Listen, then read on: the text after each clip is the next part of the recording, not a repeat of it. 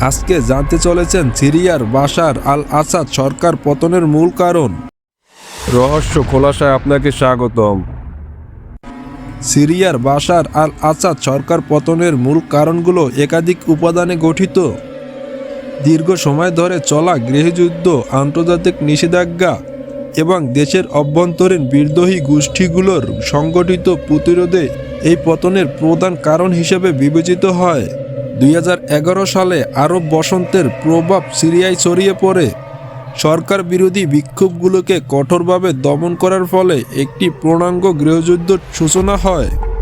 আসাদ সরকারের দমননীতি জনগণের মধ্যেই আরও অসন্তোষ বাড়ায়। পশ্চিমা দেশগুলোর নিষেধাজ্ঞার ফলে অর্থনৈতিক অবস্থা ভেঙে পড়ে।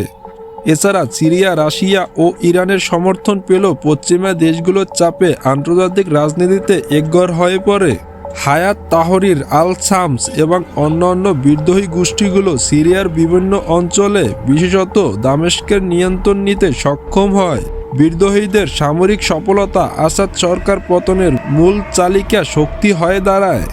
সরকারের ওপর যুদ্ধ অপরাধ, রাসায়নিক অস্ত্রের ব্যবহার এবং মানবাধিকার লঙ্ঘনের অভিযোগ ছিল।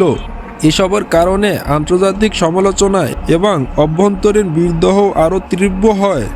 যুদ্ধকালীন সময়ে সিরিয়ায় অর্থনীতি ভেঙে পড়েছে। বেকারত্ব, মূল্যস্ফীতি এবং মৌলিক সেবার অভাবে জনগণ আরও হতাশ হয়ে ওঠে। রাশিয়া, ইরান এবং যুক্তরাষ্ট্র সহ বিভিন্ন আন্তর্জাতিক শক্তির হস্তক্ষেপ সিরিয়ায় অভ্যন্তরীণ রাজনৈতিক অস্থিরতাকে আরও জটিল করেছে। এই প্রধান কারণগুলো বাশার আল আসাদ সরকার পতনে গুরুত্বপূর্ণ ভূমিকা পালন করেছে।